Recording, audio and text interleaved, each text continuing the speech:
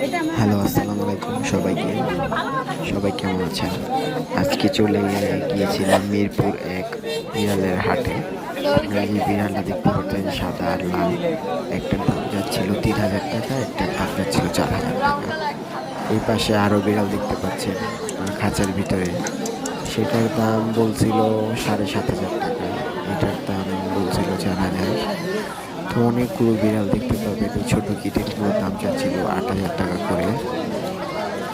হাটটা প্রায় অনেক ভালোই বড় হয়েছে। এখানে এক আন্টি আপনার দেশি বিড়াল বিক্রি করতেছিল, এটার দাম চাচ্ছিল 9,500 টাকা। এটার দুই চোখ না, আবার দুই এখানে কালার। দেশি বিড়ালও বিক্রি করে। আবার ওই ওই যে লাল কালার আপনার বিড়ালটা, ওই বিড়ালটার দাম চাচ্ছিল আপনার 6,500 টাকা।